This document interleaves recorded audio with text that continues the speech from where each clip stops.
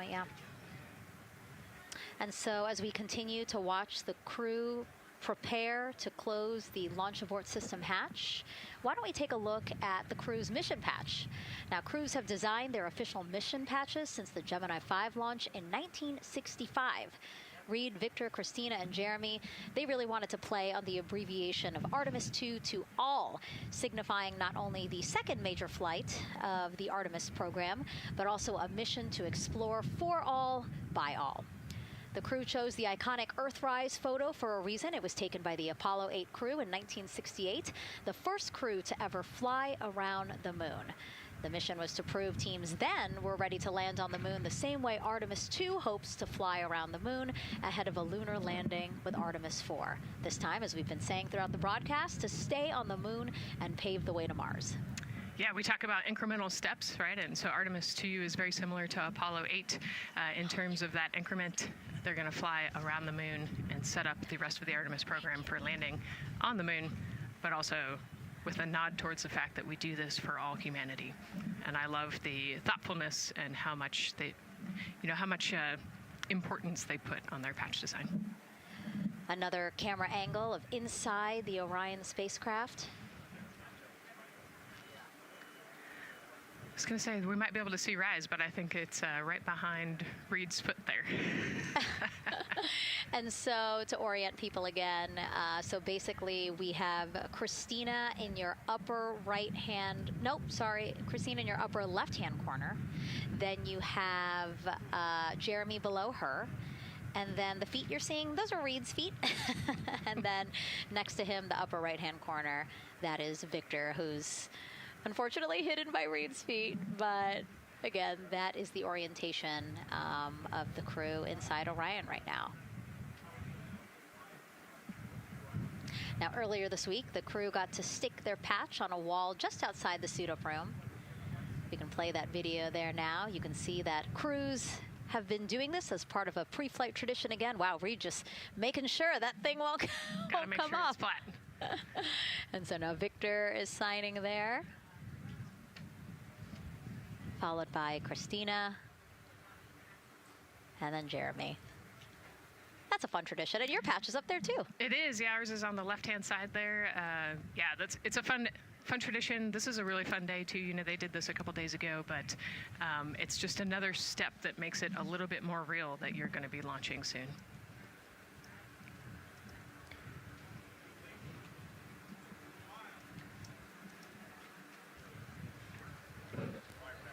Again, we talked a little bit about this before. The basically like a computer there on Jeremy's leg, a way for him to just check out the data, see some of the data that also Reid and Victor are getting to see, but in those much bigger displays for Orion. Right, yeah, it's basically a tablet on his leg, and it's actually plugged into a cord nearby that allows him to have a screen repeater so he can see what they're looking at. And it looks like he's taking notes.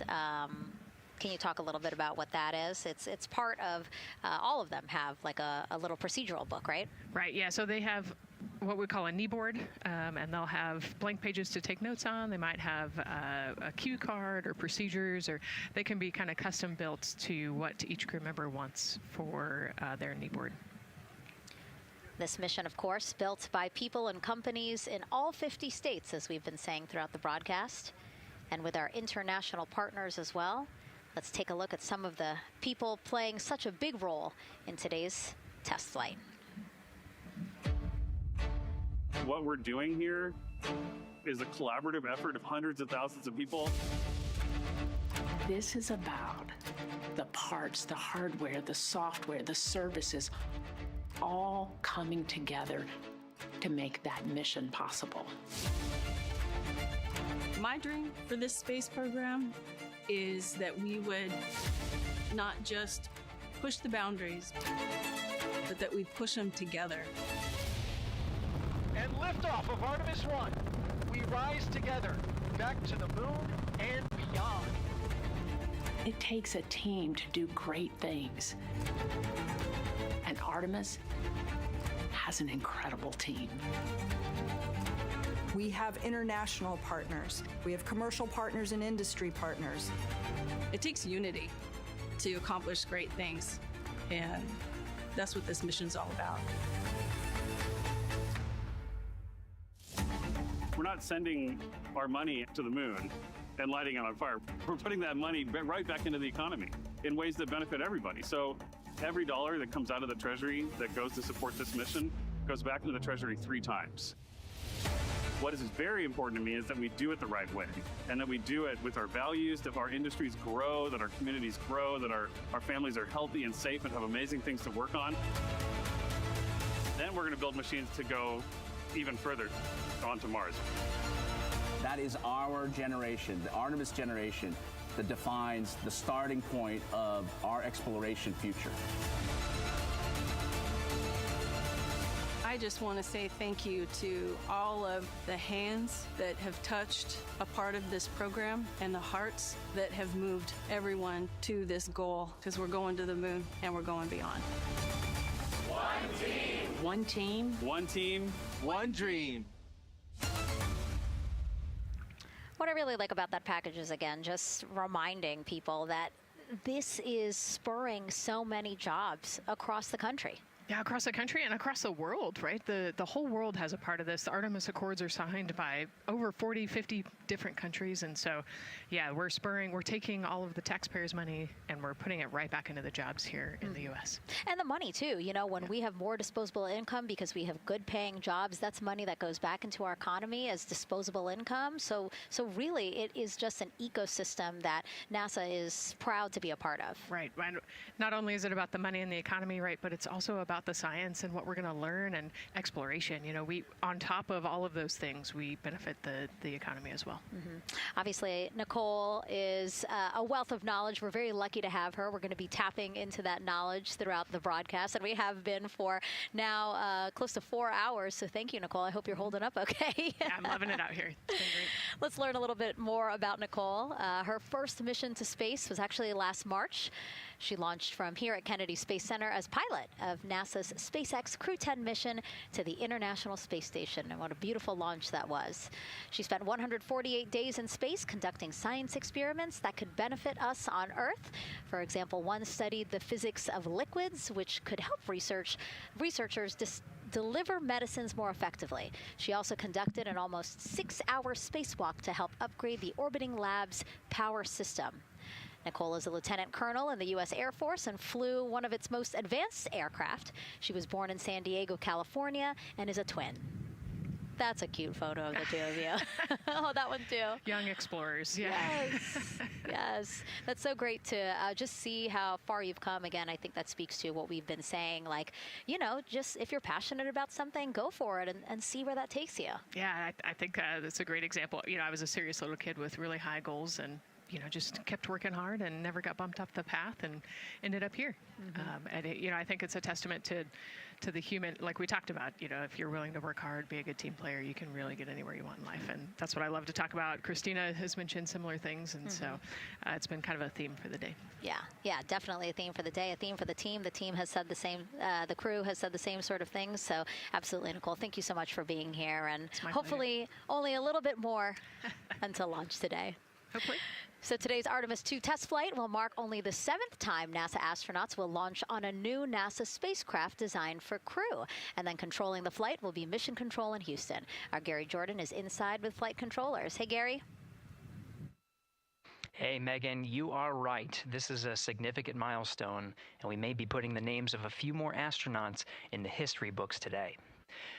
The Artemis II crew is set to launch today will join a select list of humans to fly in a spacecraft for the very first time.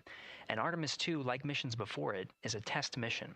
During ascent, the crew and the teams here in the room are prepared for a variety of scenarios. Some of these will be called out directly by Capcom Stan Love during ascent, and some are a little more subtle.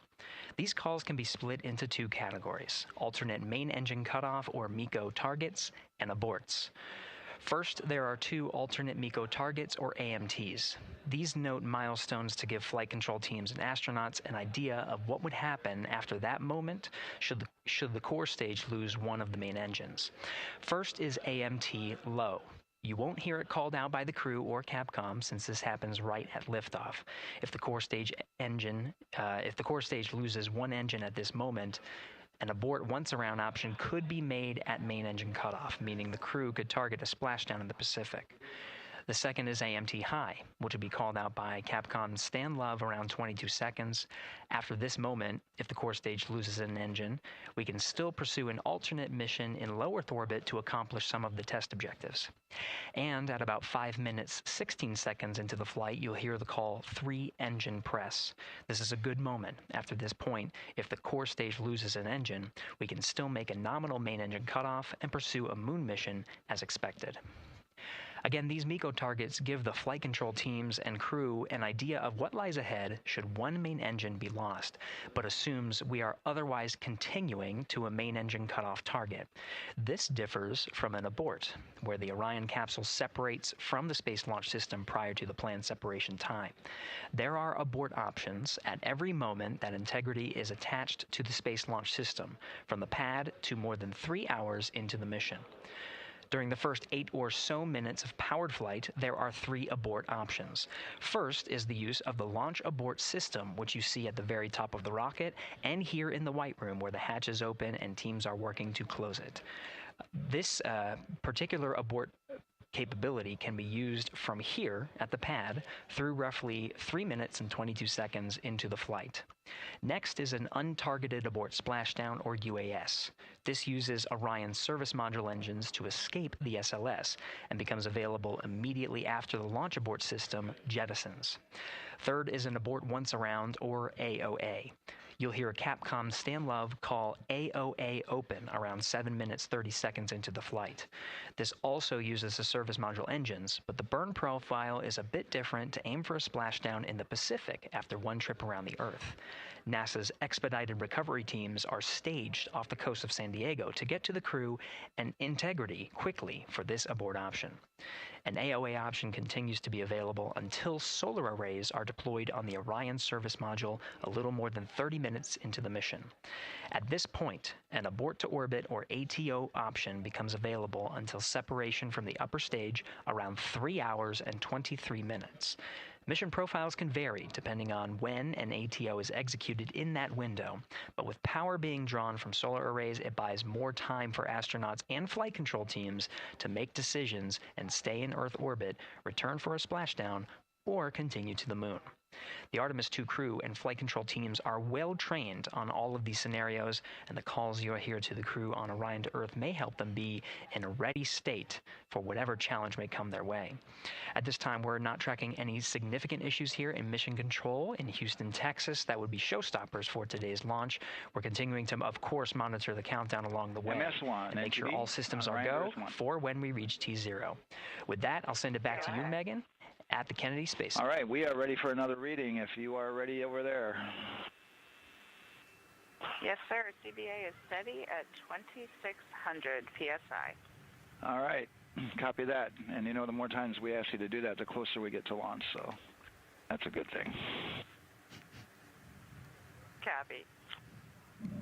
You heard it there from NASA Test Director Jeff Spaulding. The more that they keep on asking her how the pressure is holding in the counterbalance assembly mechanism is a good thing, because it means we are getting closer to launch. So that's amazing news over the loops that we just heard on Orion to Earth 1. Again, that communication channel with the crew. But now I want to get back over to Daryl with the launch team. He has an update now on the flight termination system that the team was tracking. All right. Thank you very much, Megan. And we're getting an update now from the launch team as we speak.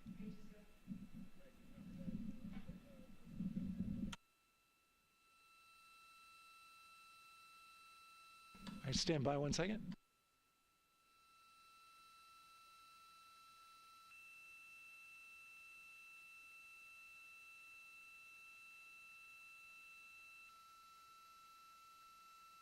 Okay.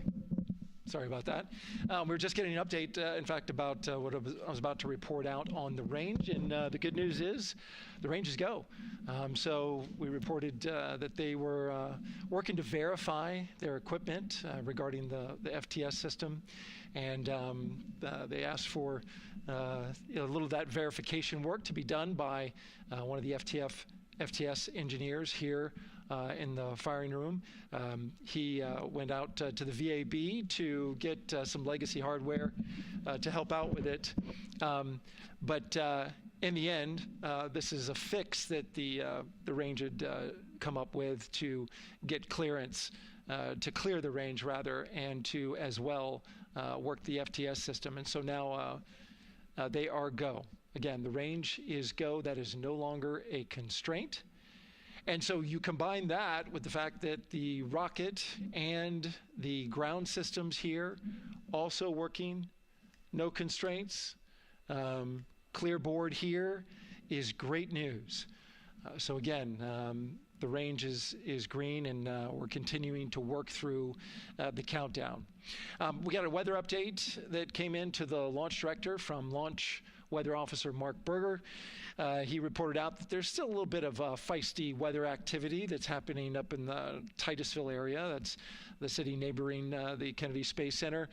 Those showers had passed over Kennedy, and then now they're currently over in Titusville, currently still within that mile kind of constraint of flight through precipitation rule. But we're still far enough from the window that it looks like it won't be an issue. And in fact, we're seeing some good sunlight now breaking through onto the launch pad. As you can see, it's actually shining on the other side of the rocket here. But to the west, we're starting to see some of that clearing that was forecast. And so the launch weather officer held his forecast for 80% go for flight during our launch window tonight, which, as a reminder, is 6:24 p.m. Eastern Time until 8:24 p.m. Eastern Time.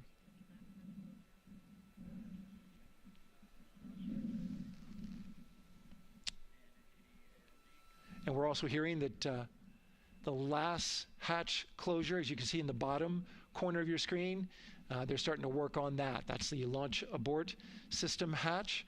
There are two hatches, the crew hatch and the launch abort system hatch, and the closeout crew that you see right there, right on time with their work as they go to shut. And you can see it in motion right now, that launch abort system hatch. That's the latest from the firing room. We'll send it back to the host desk. Thank you so much, Daryl. Great news all around. And yes, we did just see them close the last hatch. And now we are looking at a live view of Banana Creek. Lots of people there, I'm sure, relieved to hear that that issue with the flight termination system has been resolved. And we are go for launch. Go for launch from the range, go for weather, and go from all of them, I would imagine. Yes, it's got to be exciting. The crowd is building. And as Daryl said, you can start to see the sun poking out here, and we can see all the clouds are moving north and moving away from us. So it's all good news. And so as we know, we have our Leah Martin down there at the Banana Creek viewing location, and she's standing by with some other guests. Hey, Megan, I don't know if you heard that huge cheer just now. If you heard a big rumble, as soon as Daryl said that the range was clear for launch, everybody clapped. It was super excited as we get to do some final countdowns. Standing next to me, I have Hudson and Maddox, the son of brothers here. And I asked you a little bit earlier, how excited are you to be here for launch? What did you say? I'm very excited. It's our mom's birthday, and, you know, not a better way to celebrate right now. I asked you on a scale of 1 to 10, how excited are you? Would you say? 11. Yeah, 11. I'm very excited. Super excited. Yeah. So, Megan, we've been watching the launch broadcast here and hearing some of the questions that you and Nicole have been asking and answering. And I actually wanted to ask these two kids, if you could take a 10-day trip around the moon and take 3 people with you, who'd you take with you? Well, I'd take my dad and my mom. And I mean, I don't know, probably My best friend. I'd just say one of my friends, you know. Oh, one of your friends. So brother got left out. Who would you take? That was just what I was thinking. My dad and my mom and my best friend. That's a pretty good answer. Your brother can get his own trip to space, right? Yeah. So I'm actually joined here also by Dad. Now, you were sharing with me that a lot of the work that you've been doing over the last several months has been prepping the launch teams, our engineering teams, our ground systems teams to get ready for launch, to be mindful and to be in this moment. How does it feel to be standing here knowing that the people you've worked so closely with are doing what they're passionate about, or doing what they were born to do, moments away from launching this rocket? I mean, this is an exceptionally happy moment for us and all of us and the people that are, about to take off on this historic trip here. And I'm grateful to know that we've helped in some way, shape, or form to help them stay steady and calm, in such an exciting time within the agency. And so to just be here and witness it and know that, they've got some tools to help them stay calm and steady is everything to us. So. Fantastic. Well, Megan, we are standing by ready to go, and we're ready to cheer this team on. Thanks so much, guys. And yes, Leo, we did hear that cheer. That was very exciting. I think the vibe over there is they're celebrating, they're having fun. And here, once they heard that we're go for launch, everybody had to run back to the camera and work. It's a little bit of a different vibe, but I definitely think that people are excited, especially as we see now live inside of the White Room at the launch pad. The closeout crew has closed the launch abort system hatch. You saw there, we took it live. Took a lot of them, I think all of them, except for one. I think it took all 3 or 4 of them to push that hatch door close. And then they felt around the perimeter of the door to make sure that everything was sitting just right. Right, yeah, we talked about how heavy the crew module hatch is. This hatch is just as heavy probably. And so, they're working the closure here. And working those connections, and you can see, there's still 3, 4, 5 people that we can see in the White Room. It takes a lot of people to get these hatches closed and this rocket ready to launch. Mm-hmm. And so the next step in the countdown is that this team will start closing out the White Room. So basically disconnecting things, stowing things, making sure that when they leave, there is nothing that isn't supposed to be there. And really, then at that point, it's just all 4 of the crew member, Victor, Reid, Christina, and Jeremy by themselves at the top of the launch pad. Yeah, and then eventually that crew access arm will move away, and then it'll really just be them up on top of that rocket. Mm-hmm. Yeah, your eyes lit up when I said that. That's exciting. It is. It is. Yeah, we had a moment, we talked a little bit about my fear of heights, but most of our crew is afraid of heights. And so there was a moment where I realized that it was just us, 100 and some odd feet up and no crew access arm, and may or may not have said something that made everybody go, huh. Were you wondering to yourself, how did I get here? We're pretty far up. That crew again bringing that drag-on camera. That camera is a handheld camera that is a live look for teams who are remotely watching these operations closely. Again, verifying that things are as they should be before the crew starts, the closeout crew starts leaving the White Room. You see them checking their procedures. You can see they're covering the ends of those hoses. That's to protect those hoses from FOD, so we don't want any dirt or anything to get into those while we transport them and stow them. So you can see Andre there working to close out the hoses as well while they're cleaning up the White Room. And so they'll tape that close. You just saw number 5 holding some tools. Again, we'll stow those away. You have to account for everything. Obviously, they did have tools out. They did have procedures, paper, notes out. Like all of that has to go. Yes, and you can even see on number 3's hat, he's got a string that's connected to his suit there. Mm-hmm. That's, again, just to make sure that we don't lose anything. If, a gust of wind or you get knocked or something, you don't want to lose a single thing in the White Room. So everything is tethered, everything is accounted for, and everything is protected. The crew now, another live view of them inside Orion. Jeremy, Christina, and Reid and Victor on the right side of your screen. What do you think they're thinking right now, Nicole? Oh man, just over an hour to launch.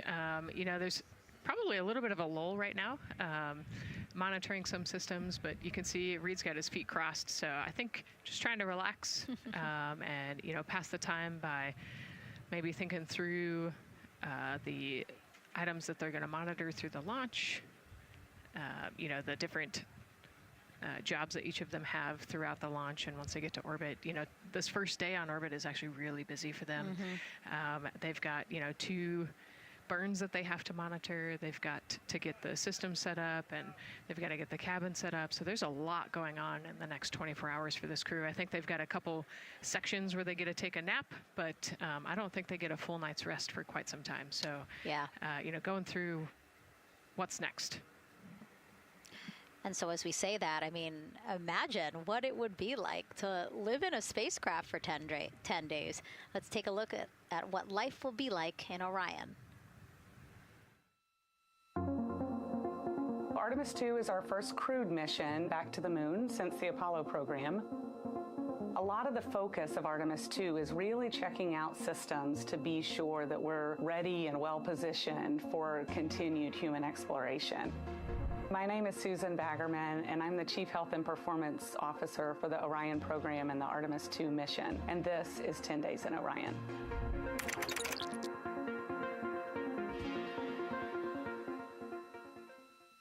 For this mission, the crew will launch in the Orion spacecraft on top of the Space Launch System rocket, or the SLS rocket. Once they've launched and achieved orbit, they'll continue on checking out many of the different critical Orion systems, check out some of the critical medical systems, and be sure that we understand how the crew would do that successfully within the volume of Orion. We also have, of course, systems to feed the crew. They have a potable water dispenser that they'll check out. And then we also have a food warmer, kind of looks like a suitcase that the crew can use to heat their food.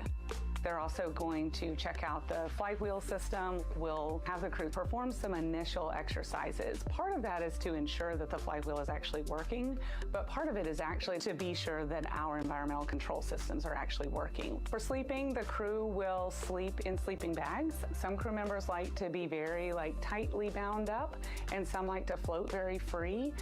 They'll use the toilet for the first time and be sure that it's able to flush. While they're on their journey, they'll do some testing that they quickly don their suit just to be sure that we would be ready in the future for an emergency. They'll also check out our radiation shelter. If we were to have a solar particle event, we would be asking them to take stowage out of the stowage bay and put it in some specific locations on the vehicle, basically for it to serve as shielding.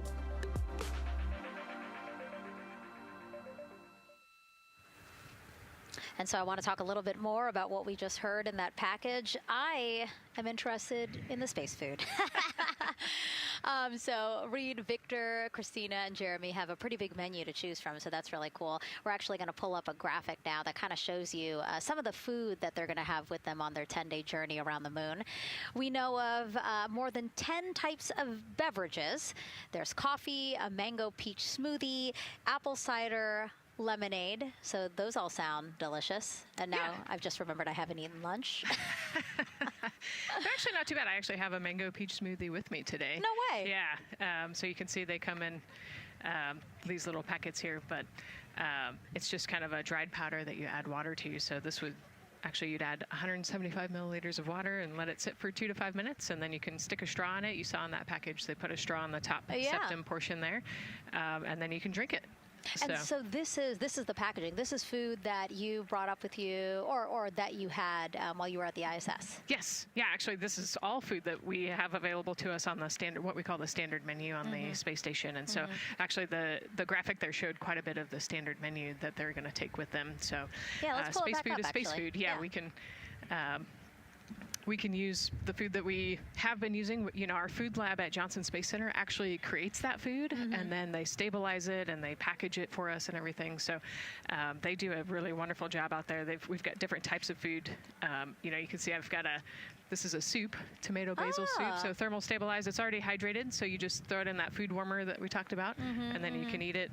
But then we also I have some shrimp cocktail here that's, you know, irradiated, so it's in a package that protects it. I'll show you. I've got a brownie too. That's probably my favorite one. But are we eating it? We might, if you're.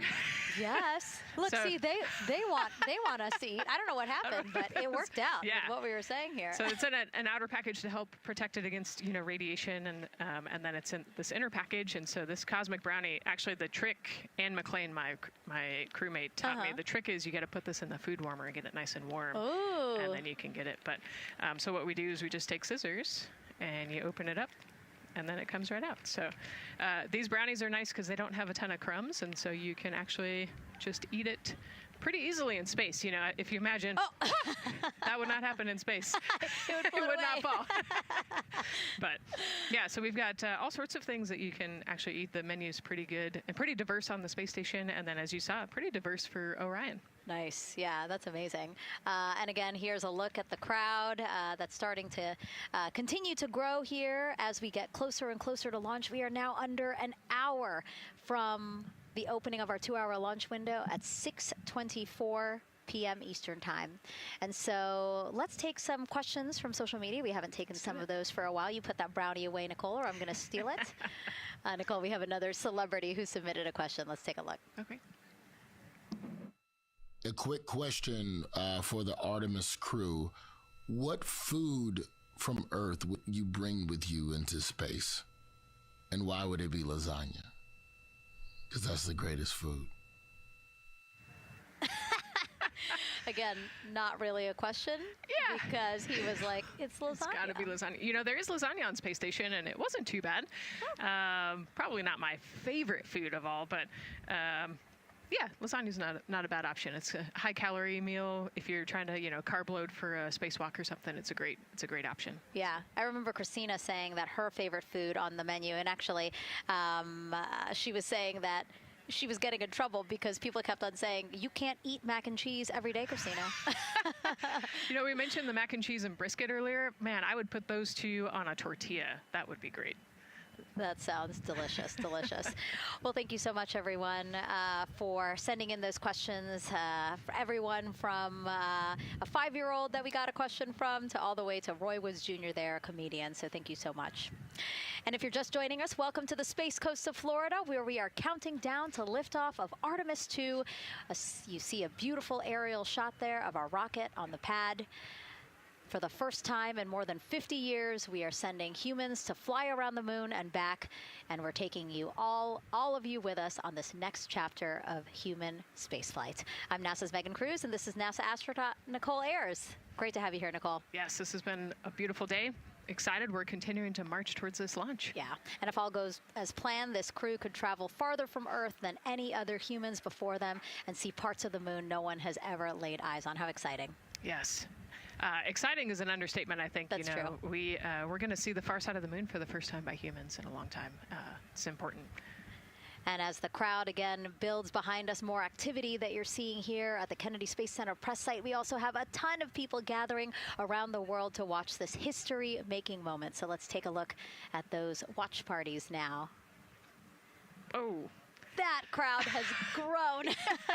We checked them probably like 30 minutes ago, and it was half that. But again, as we get closer and closer to launch, we are seeing more and more people gather together, wanting to experience this together and not just in a vacuum at home, Yes, this is so exciting. Look at all of those people. Man.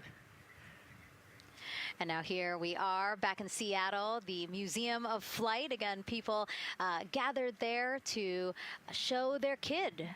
We see someone walking in the second row there. His first crewed launch to the moon. How exciting. That is exciting. Hello, everyone. Woo. Oh, that's so great. And now let's get you up to speed on what's happened so far. Again, we are now within an hour of the opening of our launch window. So what has been happening so far today? Well, a lot. After waking up and grabbing a bite to eat, our Artemis II crew suited up inside the historic crew quarters, a tradition that dates back decades. Teams helped them into their custom Orion crew survival suits, and just like other crews before them, they gathered around a table for a card game to pass the time, but to also burn off any lingering bad luck before they walked in the footsteps of every NASA astronaut launching from Kennedy Space Center since Apollo 7 in 1968. They walked outside the Neil Armstrong Operations and Checkout Building to greet a crowd of family, friends, supporters before getting into their Astrovan for their security-escorted ride out to historic Launch Complex 39B. They got a close-up look at the SLS rocket, then walked across the crew access arm and climbed one by one inside their Orion spacecraft. After that, teams conducted final checks with the crew before closing both hatches, the crew module hatch, as well as what you're seeing there, the launch abort system hatch. And now we are back live at the pad where the closeout crew is getting ready to leave the White Room. They are now tethered, Nicole, because they are about to move some pieces that connect the Orion spacecraft to the White Room, correct? Yes, there's kind of what I would call a shroud. You can see them working that there. So it is actually connected, so that way the gap between the crew access arm and the crew module, and well, I guess that's the LAS there, is covered. But they're about to remove that so that the crew access arm is not connected to the rocket in any way, so that it can retract here in the next few minutes. And for how we're looking with the launch countdown milestones, let's go to Daryl Nail in the Launch Control Center. All right, thank you very much, Megan. And as you can see there, the finishing touches, as you've been talking about, to the LAS, which brings me to that subject, because we currently are hearing the launch team is working an issue that was reported out with the LAS. At least there's an issue apparently with a battery on the LAS. The engineer who is in charge of the launch abort system sits on console here, reported that a temperature for one of the two LAS batteries is out of range, and although it's not a constraint for launch right now, it would be when that temperature is checked inside of T-minus 6 minutes, which is inside of terminal count. So right now, the team is working some troubleshooting on this issue. Going to follow, of course, along closely with what they learn. But again, a battery temp for one of the two batteries on the LAS is out of spec, and the team is working to understand, first of all, whether or not this may be a sensor issue, or is there an issue with the battery itself. So again, looking into it, troubleshooting and researching as we speak. With regards to the weather, we did get some good news there. Launch Weather Officer Mark Berger reporting to the launch director that the weather chances have now improved for the window. We are up to 90% go, which is great news. Again, 90% go. That is up from the 80% that we started when we had the first weather forecast come out officially 3 days ago. And so that is great. And for anybody who's here in the launch area knows that is certainly viewable. They can see that by just looking up. So we're getting some good clearing as forecast. And then just a reminder for those people who are watching the launch from the nearby area that if you're watching on an internet-enabled device, just remember that there may be a little bit of a delay. Can't tell you how much of a delay, but since it's on an internet device, sometimes this broadcast might be a little behind what you're actually seeing. So just keep that in mind as you are watching. Don't wait till the last second to run outside if you're inside your RV or your camper or your house. That's the latest here from the firing room. Of course, we'll keep track of that last battery issue. We'll send it back now to Megan and Nicole at the host desk. Two of them there had to be tethered to the inside of the White Room, because obviously now we have detached the White Room from the Orion spacecraft. Yes, that view is quite something. Yeah, spectacular. Yep. Yep. Oh, no, I'm sorry. I forgot. Nicole's scared of heights. An astronaut afraid of heights is actually not uncommon, as we've learned today. But yes, so obviously, again, things proceeding as we march closer to the opening of our 2-hour launch window at 6:24 p.m. Eastern Time. Again, the closeout crew just finishing up those last couple of things they have to do before leaving the White Room and then leaving the pad, leaving only the 4 Artemis II crew members inside the spacecraft by themselves at the pad.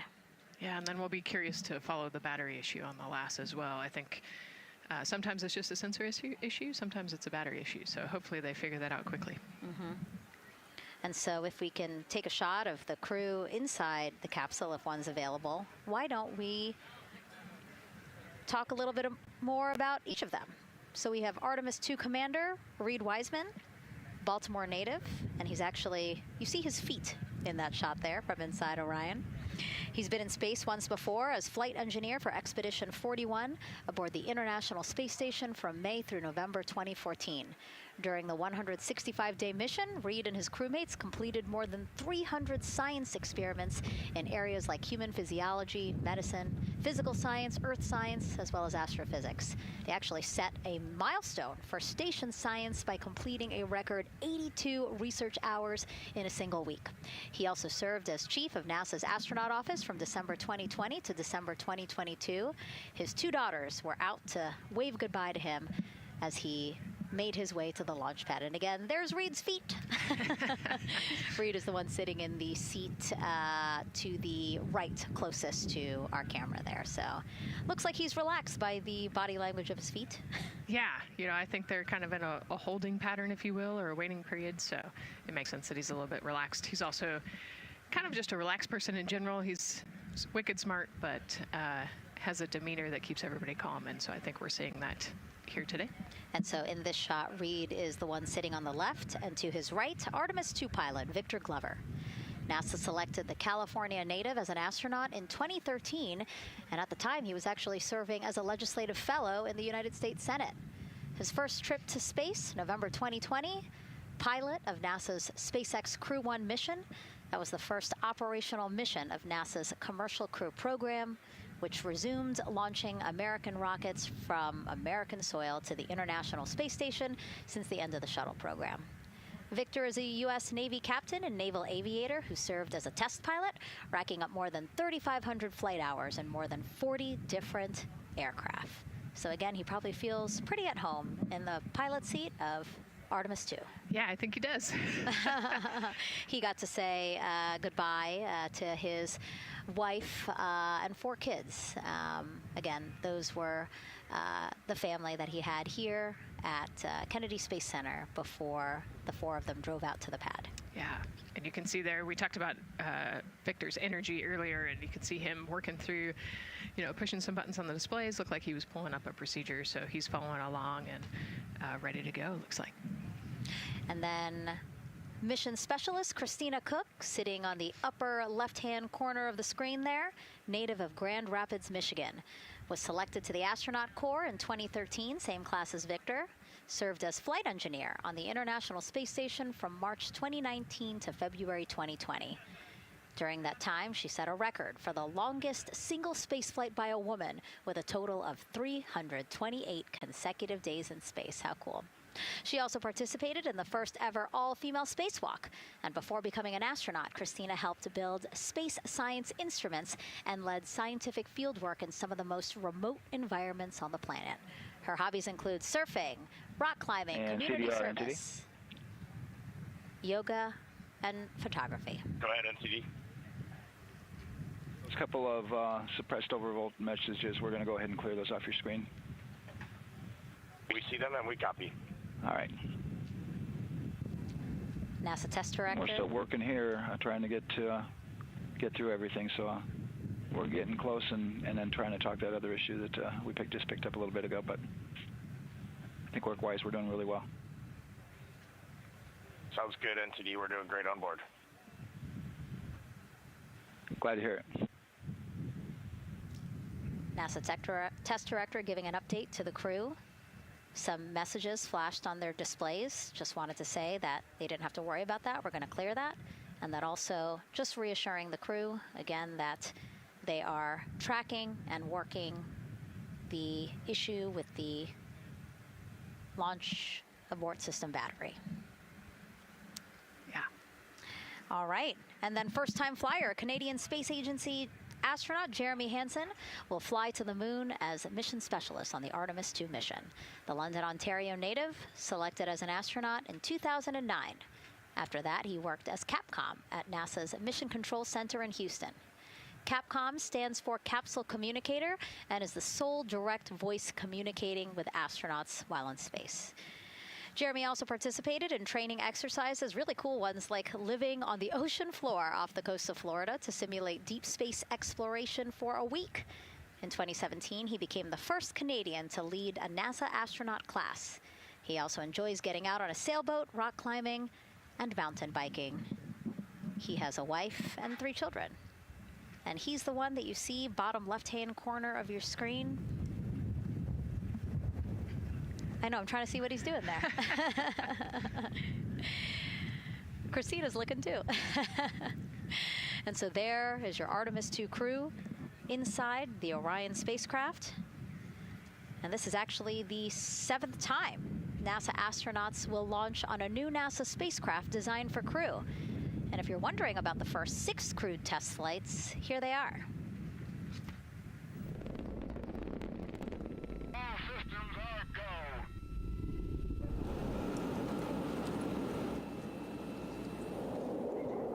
go. Gemini 3, Gus Grissom, John Young, March 23, 1965.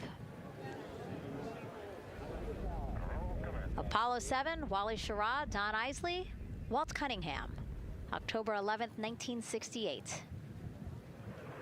Space Transportation System, or STS-1, John Young, Robert Crippen, April 12th, 1981. Then NASA's SpaceX Demo 2, Doug Hurley, Bob Behnken, May 30th, 2020, followed by NASA's Boeing crew flight test. Butch Wilmore, Sonny Williams, June 5th, 2024. And now,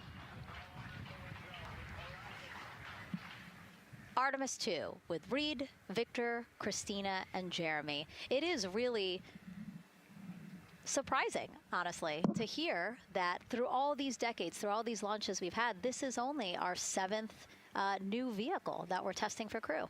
Yeah, you know, we have so many different missions that we think about and we talk about, but really 7 vehicles that we've tested and that we're flying. You know, I like to think of spaceflight really as a permanent test, right? We have, you know, hundreds of missions or so. You know, an airplane that gets tested and then flown has thousands of data points. And so really spaceflight is always going to be in the test field.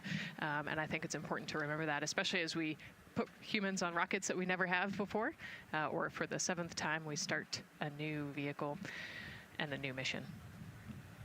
Just getting word now that White Room closeouts are complete.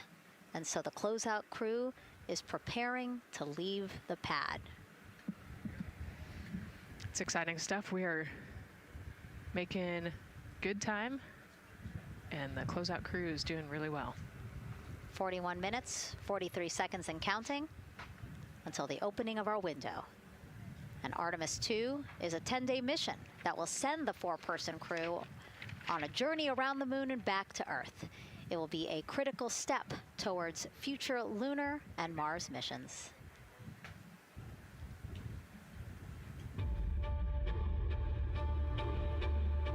We're going back to the moon because it's the next step in our journey to Mars. We need to go explore the moon. There's vast regions of unexplored areas with the coldest, darkest places in our solar system. This is a test mission, and when we get off the planet, we might come right back home. We might spend 3 or 4 days around Earth. We might go to the moon. That's where we want to go, but it is a test mission, and we are ready for every scenario as we ride this amazing space launch system in the Orion spacecraft. But another reason we're going back to the moon is to fulfill NASA's mission, which is to explore the unknown in air and space, to innovate for for the benefit of humanity and to inspire the world through discovery. And when we succeed and when we accomplish the things that we set out to accomplish, that inspiration not only can set up new things to happen, but it also is a reminder in tough times that we're capable of doing great things when we work together. The thing I love about the moon is that it's not just a beacon for exploration and this platform of possibilities for incredible missions like this, but it has benefits. That's actually why we're racing towards it. Those benefits are really wide in nature. You have everything from innovation, technology development, not only for future missions going deeper into the solar system, but technologies that come back to Earth. You have inspiration, a whole generation of people starting this pipeline of STEM workers and manufacturers and operators that are excited to see what you can do when you work hard and you come together as a team. When I think about the four of us flying around the far side of the moon, seeing that Earth rise, taking images and video and sending them back to you, the feeling that I have inside is hope. We know that Artemis II is not the solution for humanity on planet Earth, but it is a contribution in the positive column. We hope that just for a moment that people will pause and say, wow, it's extraordinary when you look back upon the Earth with over 8 billion people, and you see this concrete example of what humanity can do, this extraordinary thing when we set big goals and CDR entity to achieve them.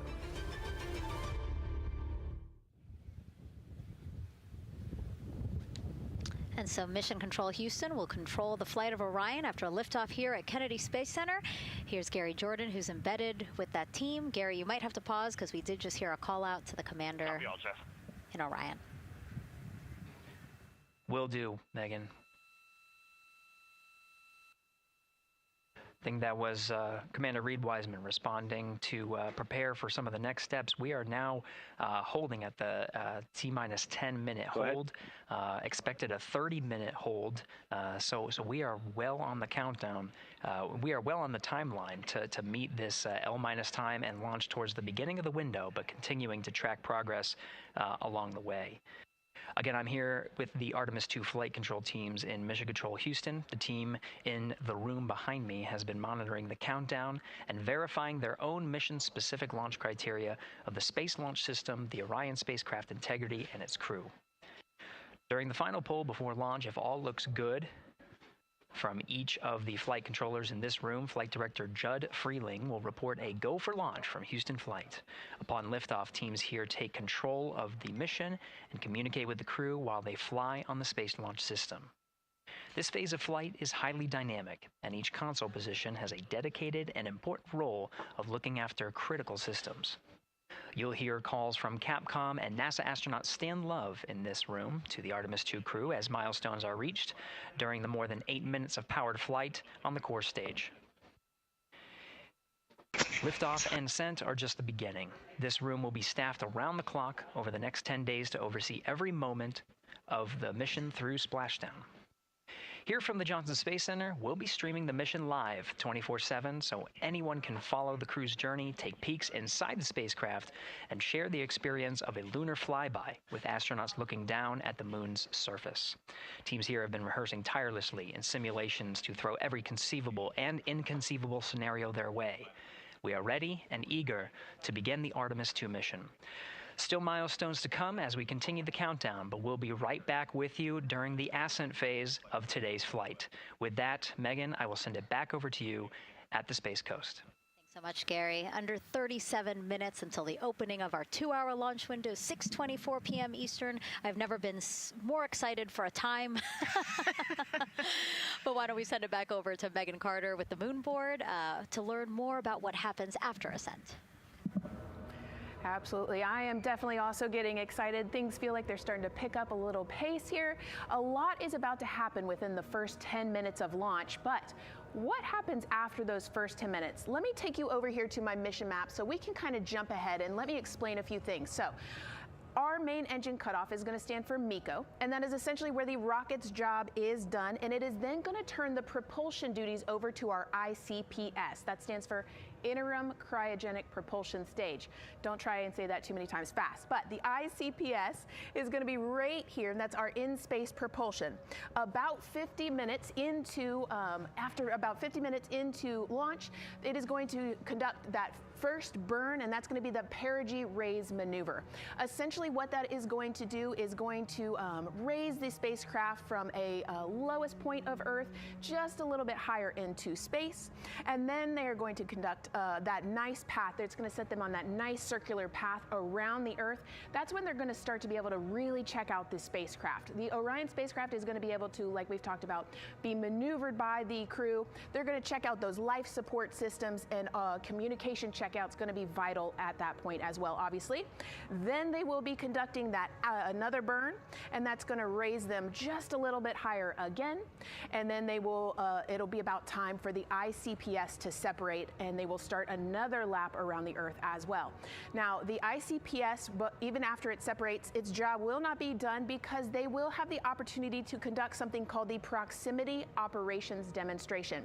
And this is going to be really important for our future lunar missions, because the ICPS actually has a target on it, and the crew is going to have the opportunity to manually maneuver these spacecraft, like we've mentioned, and practice those docking maneuvers. Now, obviously, they will not be docking for this mission, but that is, again, going to be critical for those lunar missions in the future. Now, all right, after that ICPS has separated and they've done that second lap, they're going to conduct 2 more burns. And what these burns are going to do is set them up to the high enough orbit and a fast enough speed in order to conduct the translunar injection. This is going to be that critical moment and that critical milestone where they are going to produce about 6,000 pounds of thrust. And this is that point that is going to take them out of low Earth orbit into deep space, and it's going to set them on that nice path towards that lunar flyby. And I know we have talked a little bit about why this could be a record-breaking flyby and journey to the moon. And with that, I'm going to turn it back over to Megan so she can tell us just why. Yeah, she's talking about the distance record set by the Apollo 13 astronauts in 1970. They were 248,655 miles away from Earth, and this Artemis II crew might surpass that on flight day 6 when they fly around the moon by more than 4,000 miles. Yeah, it's a long ways.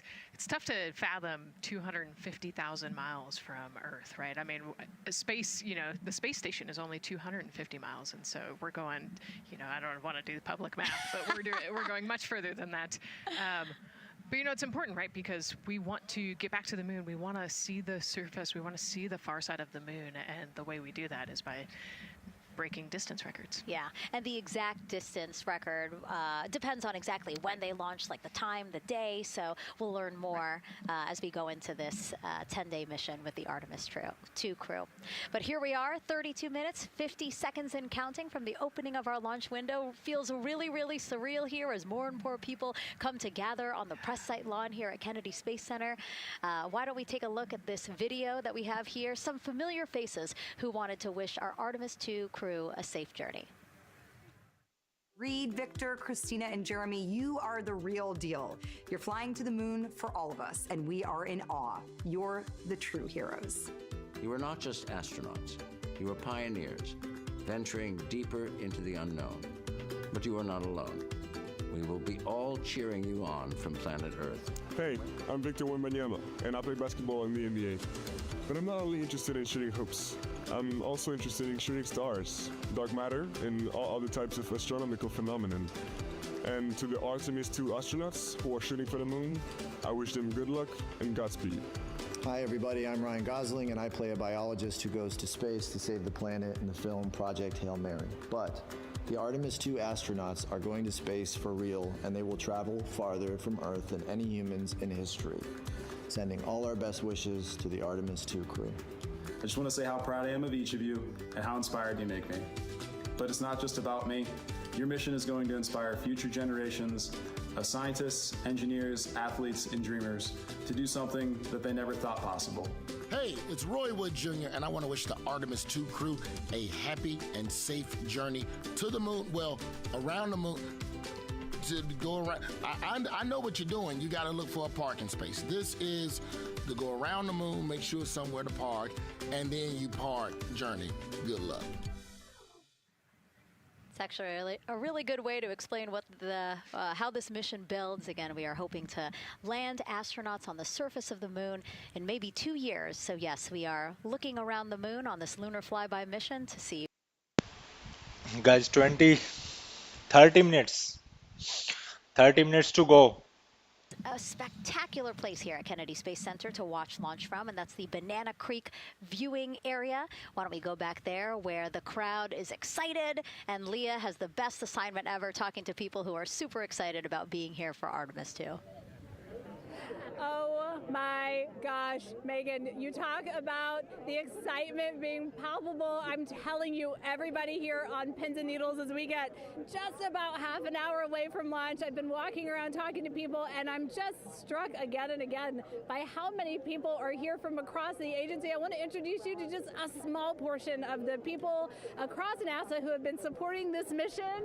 Patty Ortiz, NASA Armstrong Flight Research Center, Orion Program. Orion. Kathy Graves, Glenn Research Center, Office of STEM Engagement. Here we go. David Alexander, NASA Glenn Research Center, Office of STEM Engagement.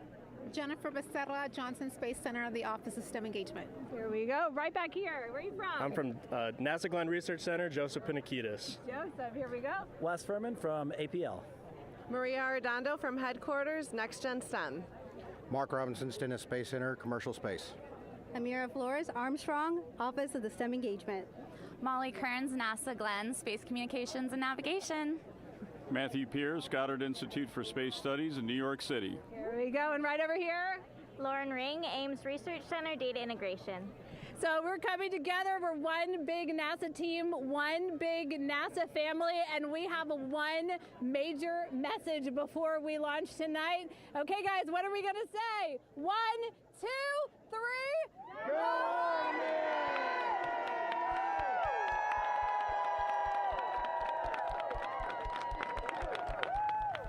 Oh my gosh. Oh my gosh, that made me so emotional. That was so inspiring to see. I mean, wow. Yeah, that was great.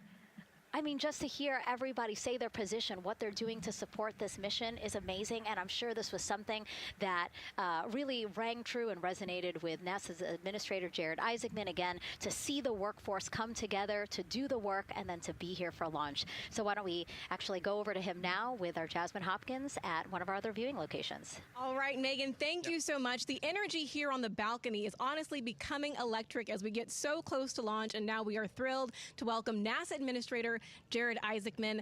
Jared, we're really entering a golden age of exploration. How will Artemis II set the pace for the coming years? Well, I mean, Artemis II is the opening act, right? This is the test mission.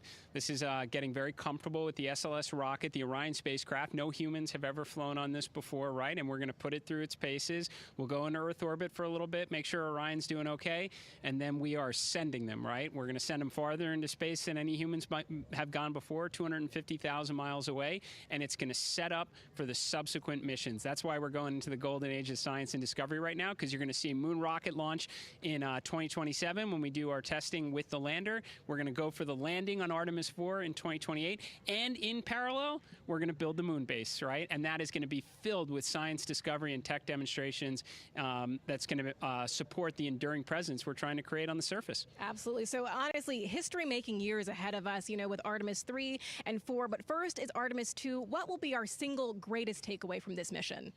Well, I'll tell you, I mean, after ignition, to me, the moment that I'm going to be most excited for is splashdown. There's no question about that. Good shoots coming down off the West Coast. But look, I think the takeaway from this is gaining extreme comfort in the Orion spacecraft, right? I mean, this is very different than what we've done for more than a half century, right? I mean, the velocities that spacecraft is going to re-enter at, it's going to be new territory for us. We want to get our arms around that completely. So I would say the performance of SLS plus Orion is everything on this one. We want to make sure we do it in as a safe way as we possibly can, understanding what we are undertaking right here, bring our crew back, learn as much we can from the vehicle, set up for Artemis 3 in 2027. Right, and Administrator, we've actually had a pretty young audience today here, some kids running around the balcony. How do you hope Artemis 2 inspires that next generation? You know, I talk about this all the time. Like, one of our overarching KPIs that we should always be tracking is the number of people living and working in space. Well, you know what's another strong number 2 on that one?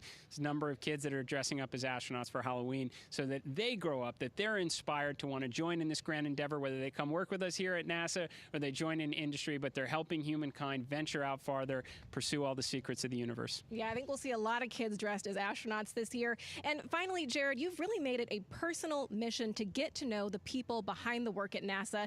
Do you have any final thoughts, any final words before today's history-making launch? Yeah, well, one, I want to express a lot of appreciation. I'll tell you what, the 4 astronauts on top of Artemis 2 know this. It takes an army to pull a mission together like this, right? Across all 10 of our centers, all of our commercial partners, the international partners that come together to make this possible. My sincere appreciation for everyone who is currently working the mission right now, so getting them ready for launch, that will be watching over them in mission control, recovering this crew when they splash down off the West Coast. I have complete trust and confidence in your abilities, and everybody else who's not directly working on Artemis 2, Artemis 3 is coming up next year. When this mobile launcher gets back in the VAB, we're going to start stacking. Wow, plenty of excitement ahead of us. Jared Isaacman, thank you so much for being here. Thank you. Thanks for being here. Of course. All right. And with that, let's get back to the countdown with NASA's Megan Cruz.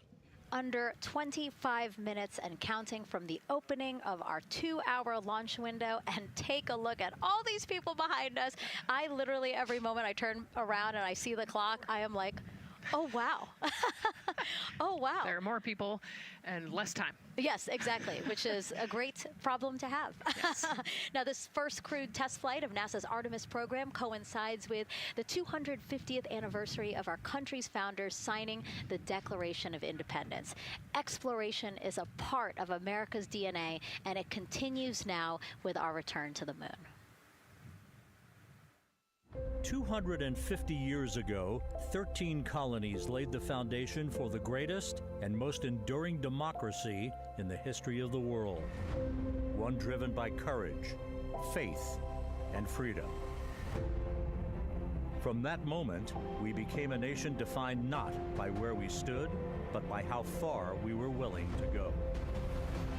We conquered vast frontiers, invented tools that shaped a modern world. We found light in the dark, and we rose from the earth. Faster, higher, farther. We pushed beyond the sky and into the unknown. We carried our courage into the cosmos, and we planted the American flag on the moon, the defining achievement of American superiority in space. Today, our curiosity stretches farther than ever. American robots search ancient rivers on Mars. New telescopes unfold to glimpse the first stars. And a new generation prepares to return to the moon, this time to stay. For 250 years, America has carried the light of humanity forward. But American exceptionalism isn't inherited, it's earned. Our greatness comes not only from what we've done, but what we're still determined to discover. Because in every era, across every horizon, America is at its best when it's reaching for something greater. America celebrates 250 years, and we are leading the world into the future.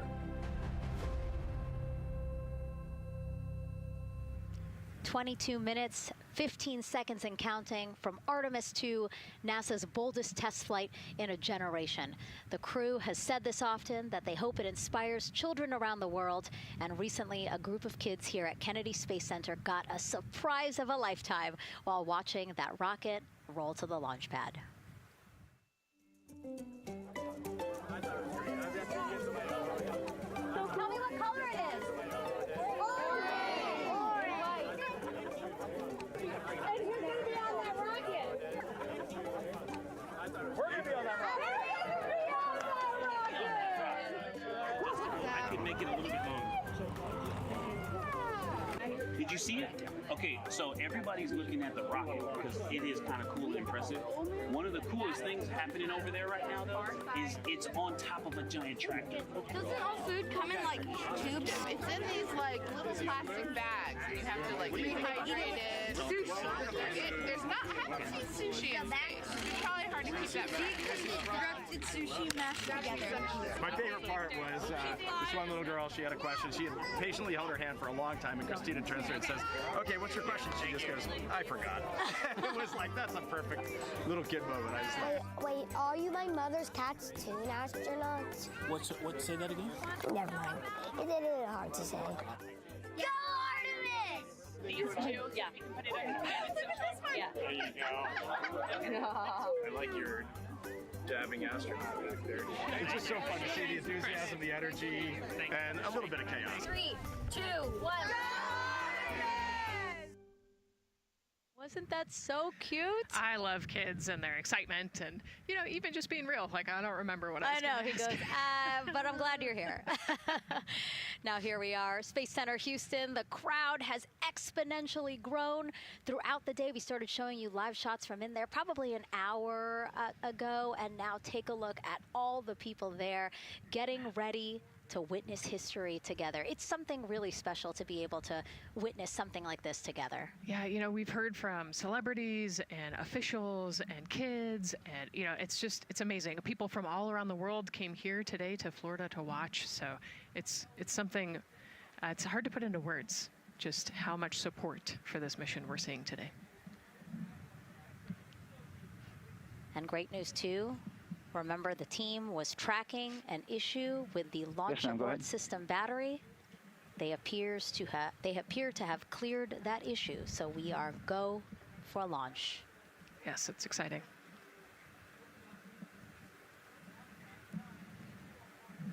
U.S. Space and Rocket Center here, Huntsville, Alabama, waving to the Artemis II crew sitting right there inside Orion. Inside of 20 minutes from the opening of our launch window, and right now we are targeting the top of that launch window, so we could be launching here in about 19 minutes, Nicole. Wow, I don't know if I expected this today. I'm excited, and, you know, I'm glad they were able to clear the problem with the battery on the LAS, and everything has gone really smoothly today. It's been great. The weather cleared up. It's a beautiful day for a launch. And so now, as we are so close to possibly launch now, just what are your final thoughts as we are about to embark on a mission back to the moon, the first time in more than 50 years? Yeah, you know, just so proud of the crew and all of the teams here on the ground that made this happen. You know, they are carrying the torch from the Apollo era into the Artemis era. And, you know, as the crew likes to say, they want to be the shoulders that the next generation. And let's see, GLS, can you help us with that, please?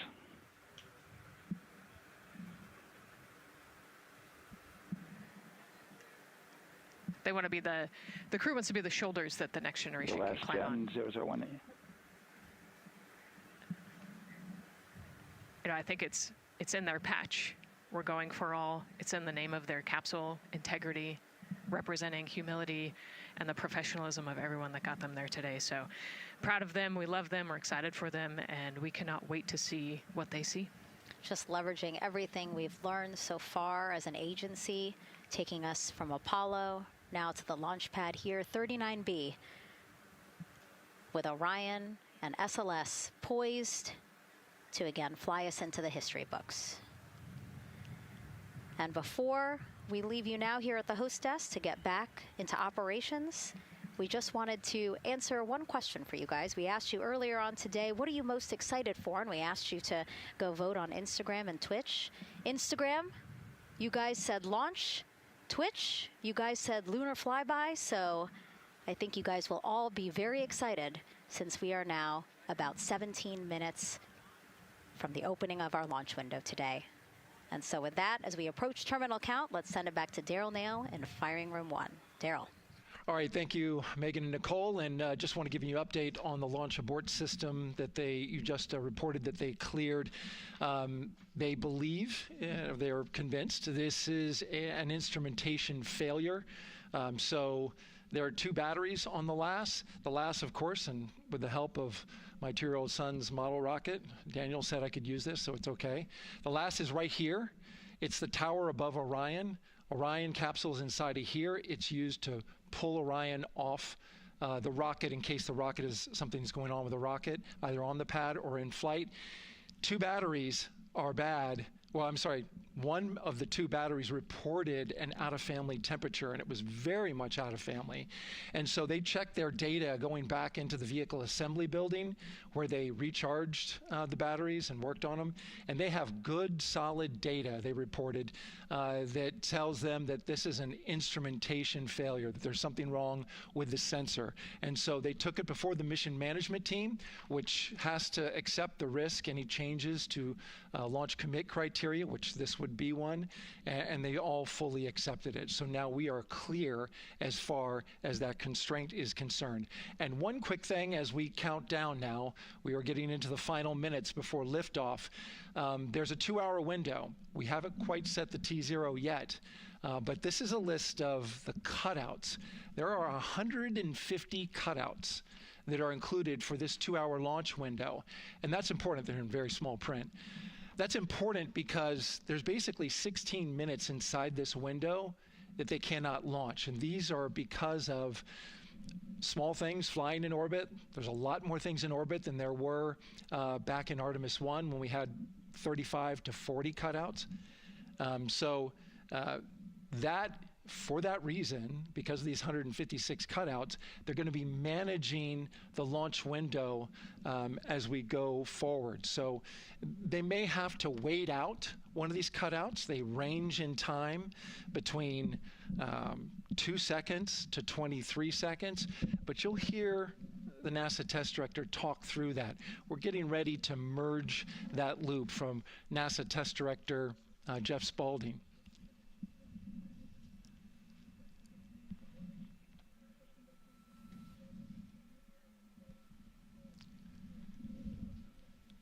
And so now I'm listening to the launch team get ready to merge their operational channel.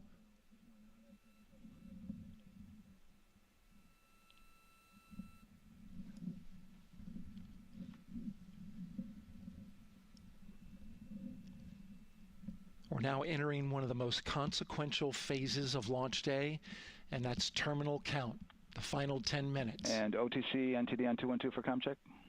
Good comm. Help me. I hear the same. STC? 2. GTC?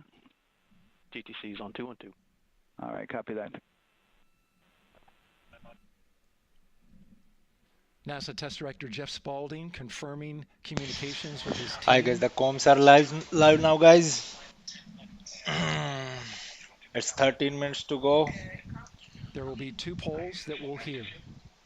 One from Spaulding, the NASA Test Director, confirming the ground systems and the launch team are ready to proceed. At this point, we have a clear board, no constraints, but we need confirmation from each individual on the NASA Test Director team. So we'll hear him poll his team. The other poll that we're waiting for is the poll from Launch Director Charlie Blackwell Thompson, who will take that final status from NASA management before giving the go to come out of a hold. And you're seeing the clock count down at L-12 minutes. CCL, OTC, Orion, RS1. CCL. Yes, sir. Reconfigure ARS primary loop ISO valves. Copy, that's in work. And CDR, OTC, Orion, RS1. Go. ARS loop ISO valves are being closed at this time. Integrity copies. NGDLP. Go. Yes, I had a discussion with Sea Ice and with MER Manager regarding the observation the Sea Ice had a few minutes ago. They were able to confirm with BCI photos that the condition that they observed has been there since 2025. MER Manager has had a chance to review the findings, and they do not have any constraints from either a Sea Ice or MER Manager perspective. Okay. Copy all. And Launch Director, NTD, you copy?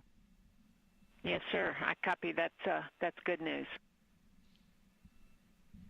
OTC CCL 212. OTC. ARS primary loop isolation valve configuration is complete. Copy.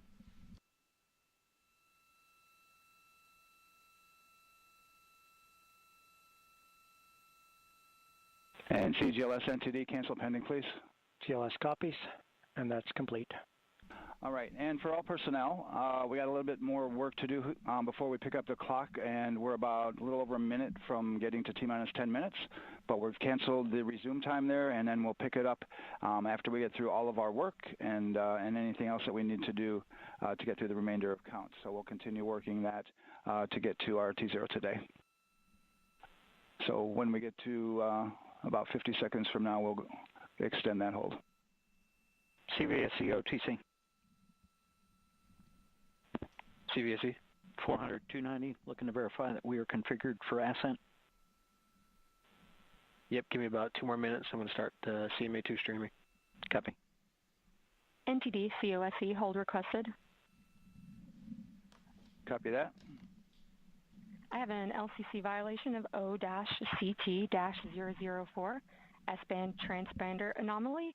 This was a transient LCC violation, so transponder 1 had a demodulated SNR estimate that went down to 2 dBm when it should have been between 10 and 13. It is now back up to 12, but we did lose that for just a moment.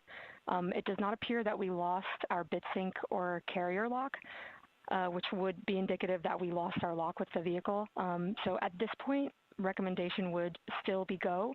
However, we do have a pre-planned contingency procedure if we want to look at that. But again, this was transient, so we're back in a nominal range. All right, let's see, LPE NTD.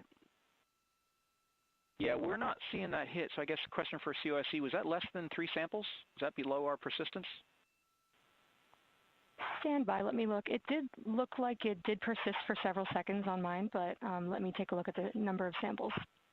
Could I get a repeat on the affected LCC, please? Yes, ma'am, that's going to be O-CT-004.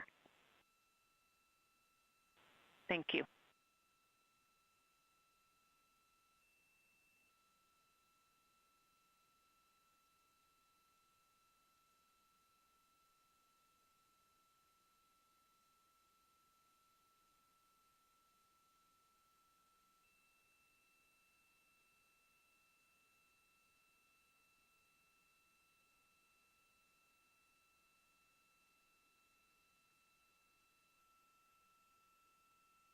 Yeah, us taking a look at the data right here, looks like that was a single sample. Yeah, copy that. RFTS does report that they also lost lock for about 5 seconds. So I would love to ask KUS and see if they also lost lock with the vehicle for any extended amount of period.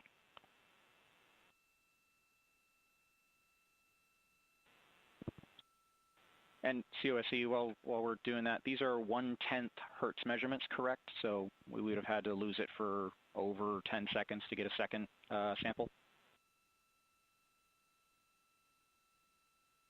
Yes, sir, that's correct. It is 1/10 hertz. Yeah, so from our perspective, the allowance is effectively up to 30 seconds, up to 3 samples based on the 1/10 hertz. This is not an LCC violation, I believe. Yes, sir, I would agree with that at this point. Copy that. We're checking with KUS on 232. I don't think they have 212 access. We're trying to verify, but it sounds like they have a loss of lock as well. About 2 seconds. Okay. And I guess for both KUS and COSE, do we have lock now? That's affirmed. We do have lock for COSE.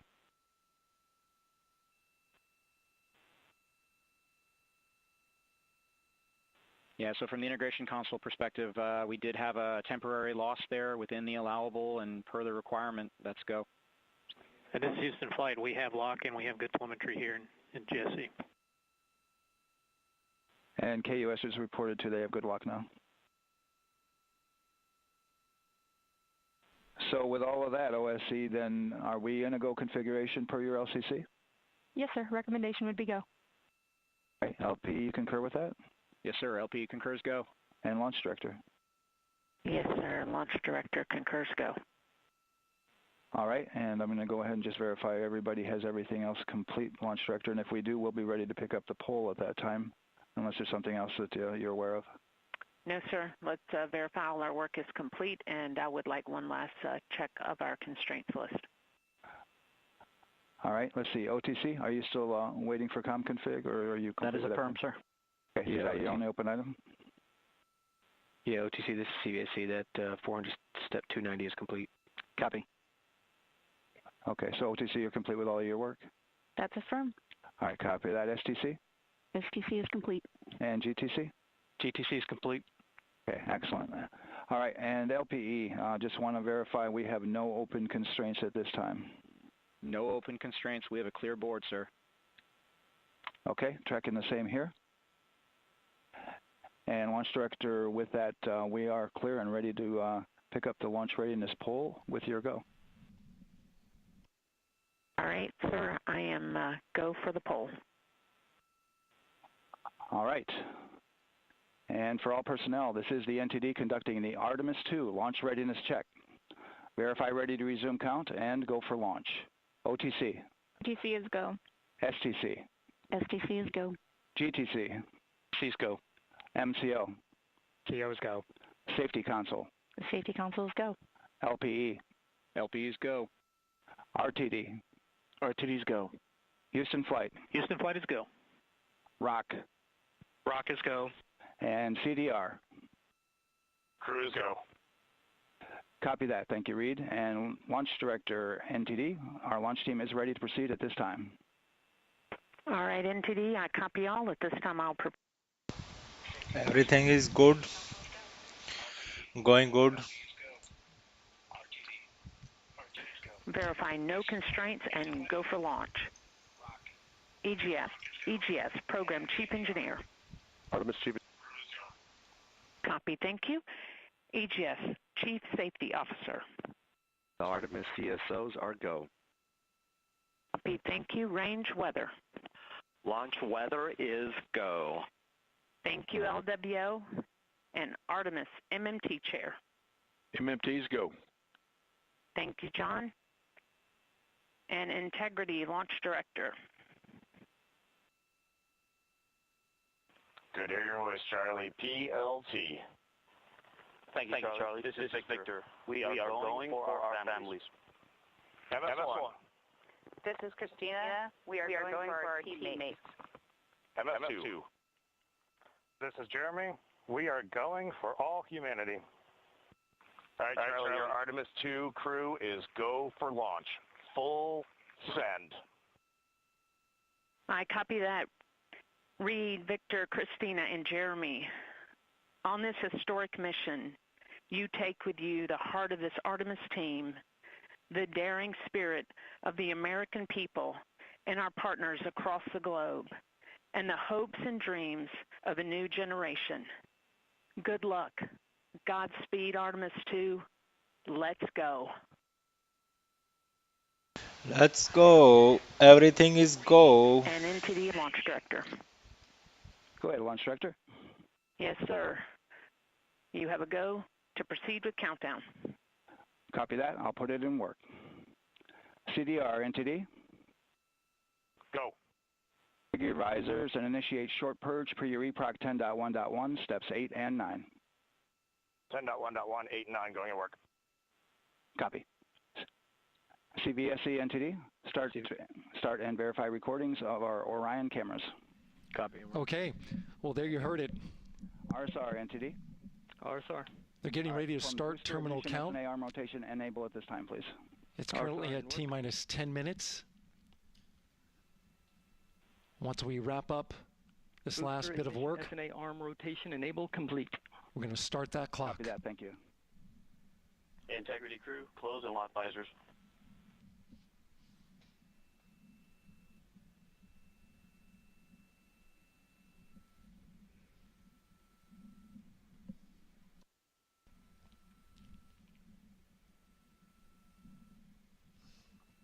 You heard an issue, worked in real time with telemetry lock on the Orion. It was transitory, it was very short. They checked the data, confirmed that they had a good lock This was with the S-band transmitter on the Orion. Worked through that issue, looked at the data, and cleared it. All with the world watching. Impressive work by the launch team. So we have a 2-hour window, which starts in just a few minutes at 6:24 p.m. Eastern Time and goes until 8:24 p.m. Eastern Time.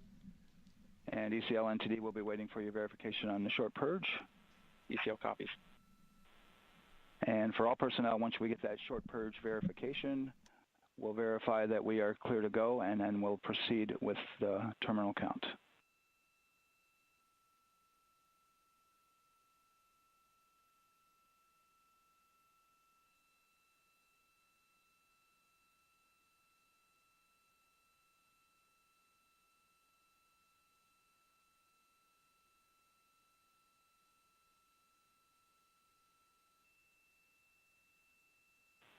ECL time estimate? About a minute. Copy.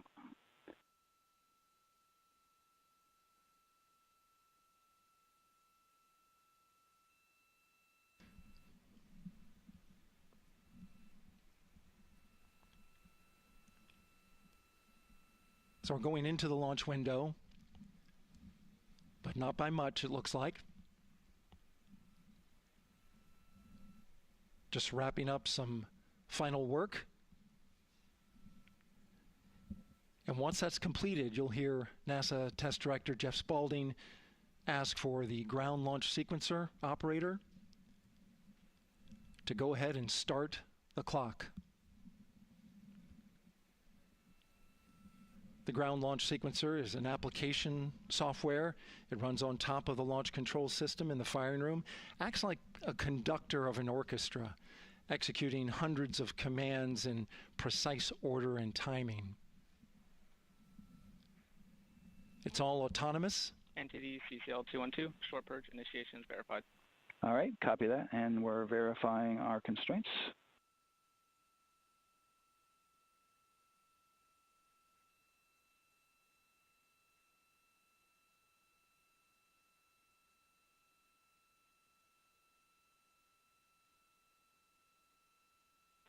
All right, and we're clear from cutouts.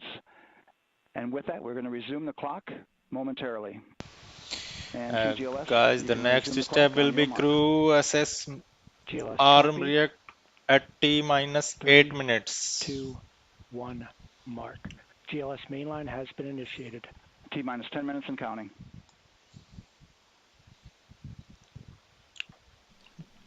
And that begins terminal count. Our new T0 is 6:35 p.m. Eastern Time.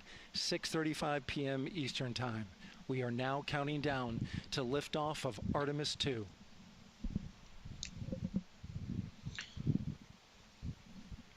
From now on, you're going to hear two voices on the loops. If everything goes nominally, NASA Test Director Jeff Spaulding, who's directly managing the launch team, and Alex Bendelos, the GLS operator who closely monitors the software. He has the ability to stop and restart the countdown.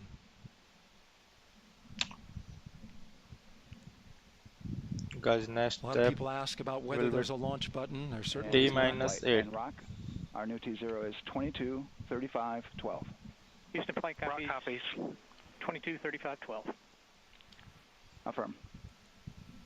There you heard confirmation of the exact T0, 6:35 and 12 seconds p.m. Eastern Time. Again, our T0 is 6:35 and 12 seconds p.m. Eastern Time. But as I was saying, there's no launch button. This is autonomous. But there is a button that keeps you from launching, and that button allows the GLS operator to pause the countdown outside of terminal count and during terminal count and submit a hold to the next holding point. So the clock won't stop right away. If there's an issue, we'll go to the next stable holding point. This is how GLS configures the rocket and ground systems to a stable point where they can stop the countdown if that's needed. But right now, we are counting down. Our next big milestone, looking to retract the crew access arm. GLS T8. for crew access arm retract. Okay, And there you see the crew Crew arm access retract. arm moving away.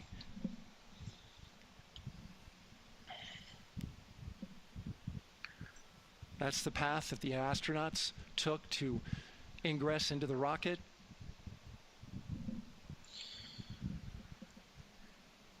And guys, at Until this point, that T was their minus way off 6. the pad if they needed to evacuate. But And guys, at T minus 6, we will start our tank pressurization. Let's go. great shot there of the crew access arm retracting away. The launch abort system is the tower at the top, and that's what would pull Orion and its crew off the top of the rocket in case of an emergency, whether it's on the ground or in flight. This is critical safety hardware that protects the lives of the astronauts.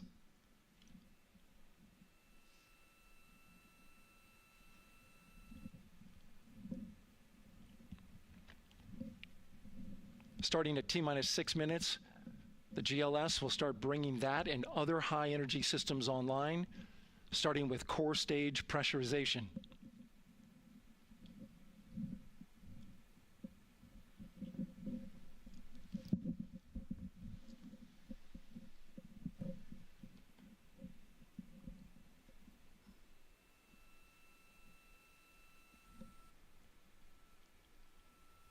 Weather is 90% go, the range is go, all systems are go.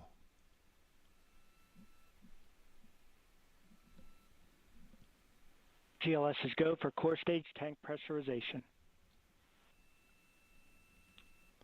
That means the replenish valve for the liquid hydrogen tank has now closed, and that tank is beginning to pressurize to flight levels because that hydrogen is naturally boiling inside the tank.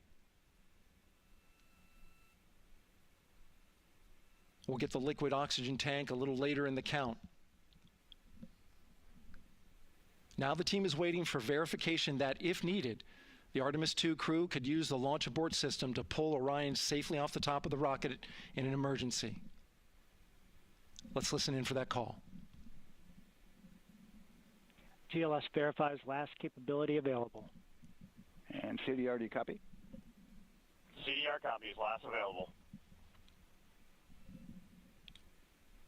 That's great news, and you heard the NTD verify that with the commander of the mission. GLS is go for FTS arm. Now work is being done to arm the flight termination system. This is so the range safety can send a flight termination command if the rocket flies too far off track.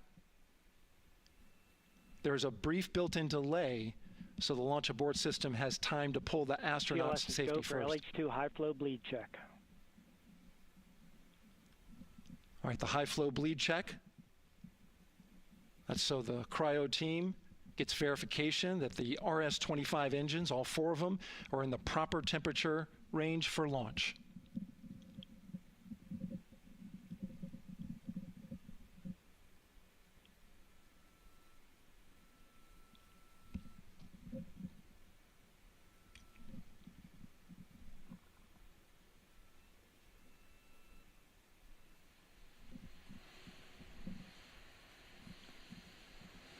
GLS is go for core stage APU start. Core stage APUs start. Those are auxiliary power units, high-speed turbines which provide pressure to hydraulic pumps that steer the RS-25 engines. We're going to see a gimbal test a little later at T-minus 2 minutes and 30 seconds. This is what allows that to happen.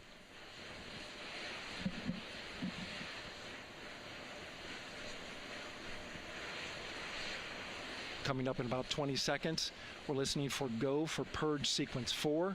That's a helium purge of the 4 core stage engines downstream of the propellant valve. This gets all the air and moisture out of there.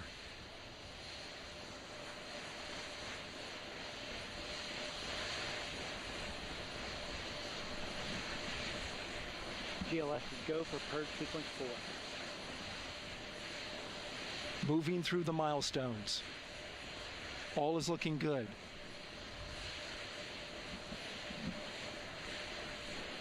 Coming up in just a few seconds, we're going to get that thrust vector control actuator test. This is a gimbaling of the engines.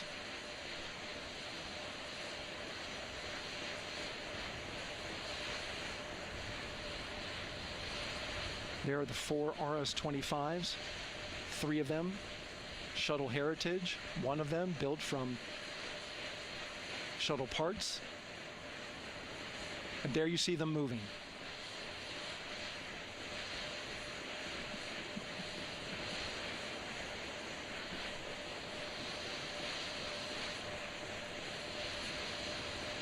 Now we're going to start moving the power from both the upper stage and the lower stage of the rocket to internal, taking ground power away and now going to battery power. GLS is go for upper stage to internal power. All right, power is removed from the rocket's upper stage, the ICPS, and it's been switched to battery. Same milestone for the lower core stage coming up at T-minus 1 minute and 30 seconds. Right now, the 4-person Artemis II crew is 248,000 miles away from the moon. And if all goes well, they will fly by it in 6 days. GLS is go for core stage to internal power. All right, there's the rocket's core stage, which houses 3 flight computers, is now on its own power. There's no more hold time because there's no more margin on these batteries. So we would have to recycle back to T-minus 10 to recharge if we had a hold.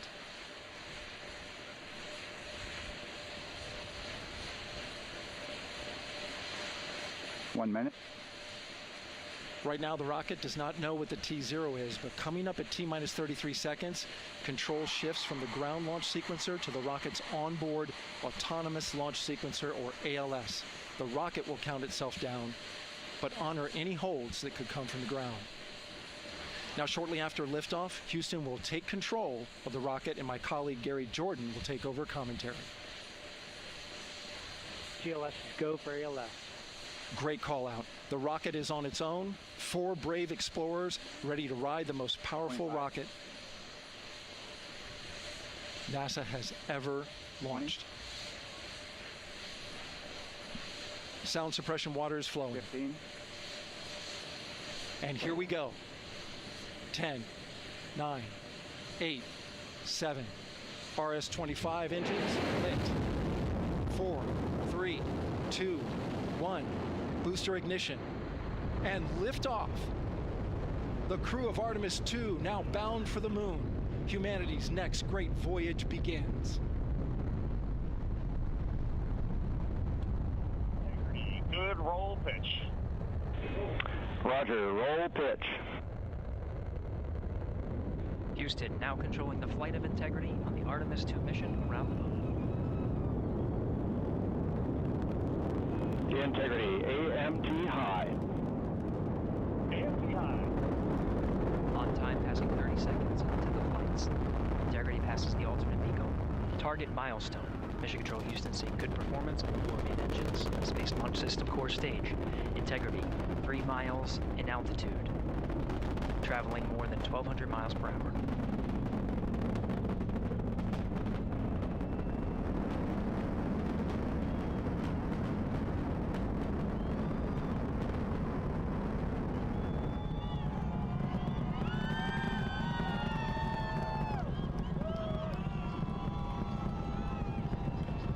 Mission elapsed time, passing 1 minute, approaching max Q.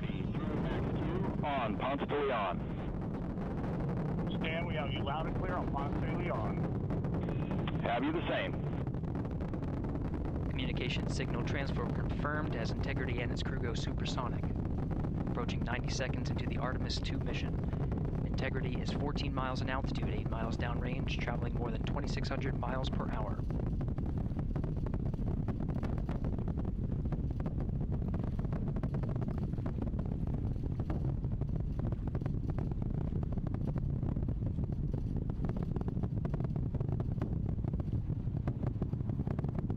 Minute 50 seconds of mission elapsed time, standing by for main engine throttle down to 85%, ahead of solid rocket booster separation expected at the 2 minute 9 second mark.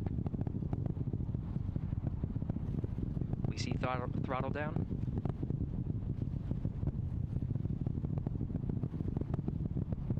Confirmed separation.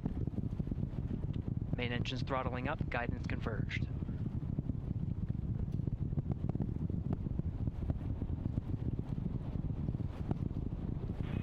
Integrity, guidance converged, performance nominal, upper stage RCS ready.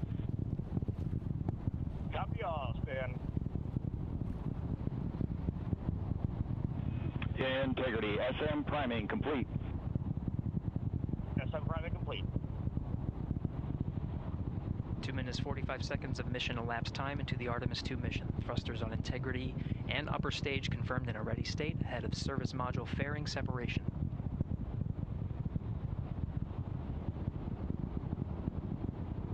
Minutes into the flight. Integrity 49 miles in altitude, 78 miles downrange, now passing 5,000 miles per hour.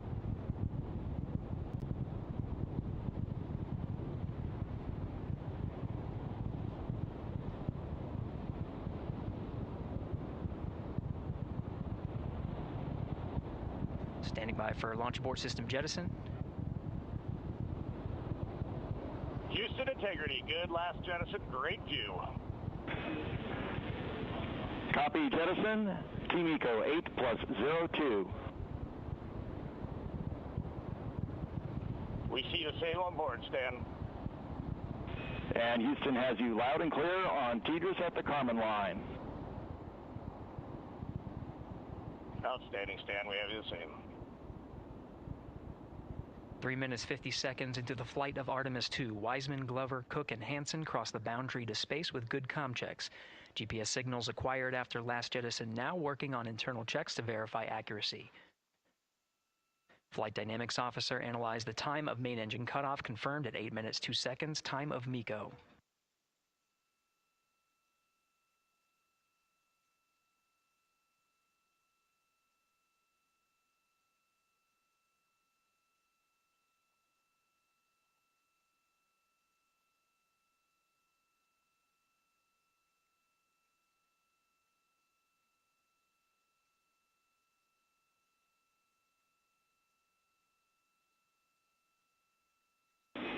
Integrity, GPS processing.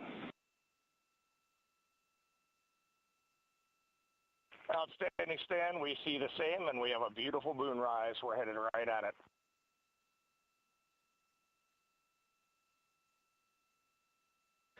Approaching 5 minutes into the flight, Commander Reid Wiseman confirms he has visuals of his destination. GPS guidance, navigation, and control software finishes internal checks and sends to navigation channels. Integrity, 3 engine press. 3 engine press. On time, now passing 5 minutes 20 seconds of mission elapsed time into the Artemis II mission. At this point, 3 good main engines are all that's needed to carry Integrity to a nominal main engine cutoff target. Though at this time, we're seeing 4 good engines here in Mission Control Houston. Integrity, 75 miles in altitude, 330 miles downrange, approaching 10,000 miles per hour.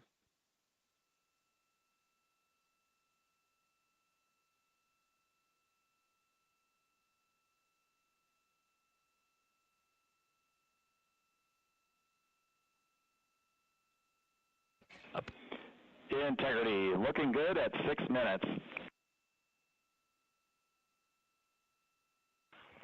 Same on board, Stan. Good trajectory and engine performance. Booster officer will soon report the shutdown plan to Flight Director Judd Friedling, expected at the 7-minute mark. Integrity, 78 miles in altitude, 460 miles downrange. Integrity, expect nominal shutdown. Integrity copies, nominal shutdown.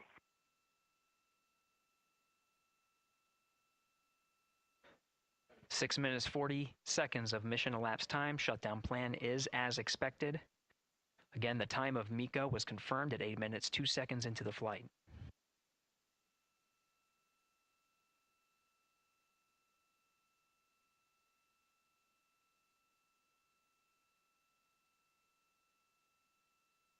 Seven minutes of mission elapsed time.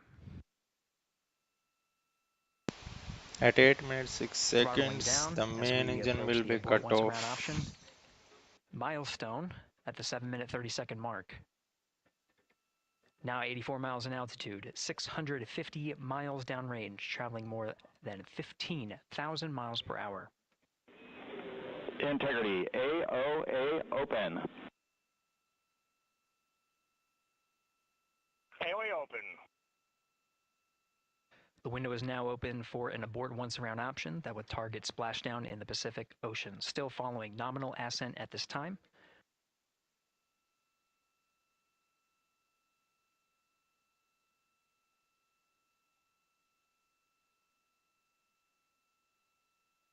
About 10 seconds remaining until the main engine cutoff of the Space Launch System core stage.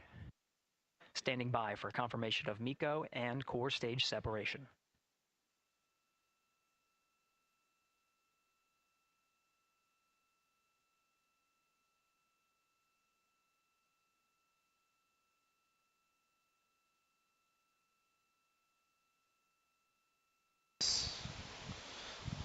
The core stage is Integrity, separated. nominal MECO, core stage separated. Confirm. We Nice. see the same on board, Stan.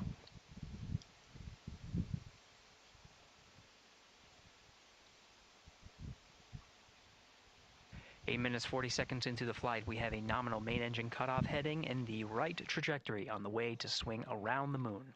Core stage has separated, done its job. The Space Launch System upper stage, the interim cryogenic propulsion stage, or ICPS, still attached to the Orion spacecraft.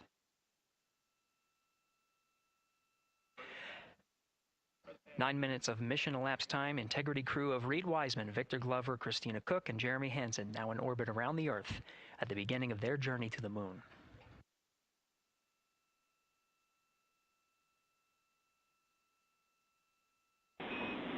Integrity Houston, looking ahead to PRM numbers so far per the pad.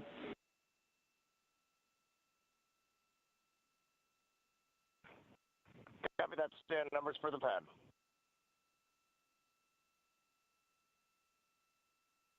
Capcom Stan. After the 49 minutes, they will be in the safe zone, guys. The energy raise maneuver time of ignition is as expected prior to booster ignition. At T plus 49 minutes, right?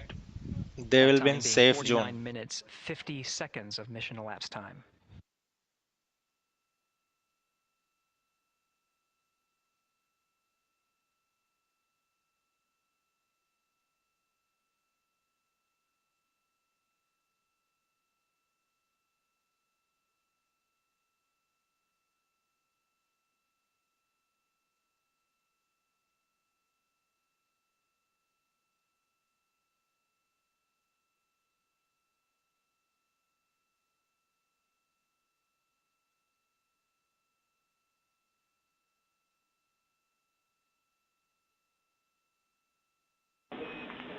Integrity, good. NEDS deploy.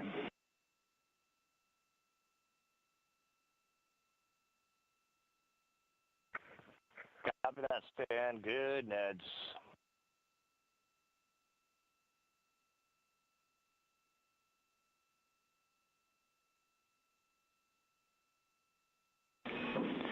And Integrity Houston for PWD setup. Just a reminder, halfway open on the secondary.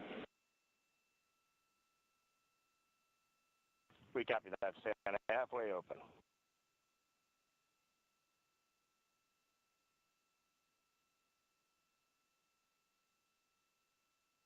Passing 11 minutes of mission elapsed time. Here, overhearing the conversation between Capcom Stan Love and Commander Reid Wiseman, already passing some milestones. We have a good nozzle extension deployment system. That is confirmed, complete. We also have the visors are confirmed up. Now past the dynamic phase of flight, that is ascent. Their launch and entry suits that provided them an extra layer of protection. Now not as needed. They're going to raise those visors. And later in today's mission, they will begin to egress or get out of the suits to begin some of their initial tasks of activating some of the systems aboard in the Integrity spacecraft. It's passing 12 minutes of mission elapsed time. Again, the perigee raise maneuver that's targeted near 50 minutes of mission elapsed time, 49 minutes, 50 seconds. That's what the crew is going to be working towards. The Commander Reid Wiseman, pilot Victor Glover will focus on preparing for that milestone. In the meantime, mission specialist Christina Koch and Jeremy Hansen will start some of the activation of environmental control life support systems. You may hear confirmation of their activation over the Orion to Earth communication network.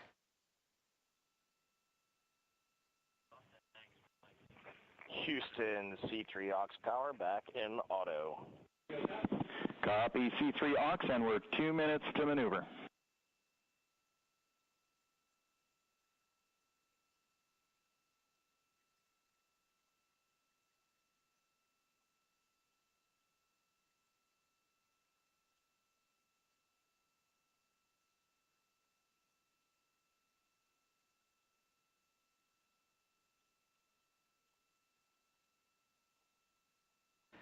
"13 minutes and 30 seconds of mission elapsed time. We're going to continue to follow the crew of the Artemis II mission. They are beginning their journey around the moon to verify the systems that will take us to its surface. An incredible ascent. Artemis II is underway. Reid Wiseman, Victor Glover, Christina Koch, and Jeremy Hansen begin their journey to the moon. Still milestones to come up as we await solar array deploy and the critical burns that will get Integrity into high Earth orbit around the Earth before engines are fired to get us around the moon. We'll keep tabs on Integrity and its crew from here in Mission Control Houston. But for now, we're going to send it back to you, Megan and Nicole at the Kennedy Space Center. Very jealous to hear how the launch experience was over on the Space Coast. Yeah, Gary, if people are just joining us, welcome back to the Space Coast, where we just saw Artemis II lift off 14 minutes ago. And wow, what an amazing launch, and an emotional one, too. As soon as the rocket lifted off, Nicole, you had tears in your eyes, I had tears in my eyes, and we had all these people around us cheering. It was amazing. Yeah, the energy was wonderful. I mean, it was a beautiful launch. You know, we've got 4 friends and family members headed to the moon. It's pretty amazing. Yeah, how does that make you feel as someone who, you know, is an astronaut as well, but also, as you said, friends? Yeah, so proud of them. You know, man, we don't have the words in the English language to describe this kind of an event, and pride, love, so many emotions. You know, they are truly breaking some barriers, and hopefully, you know, as Gary just said, they've got a long day ahead of them, so wishing them well on everything, but so far. Okay guys, bye. And thank you for watching.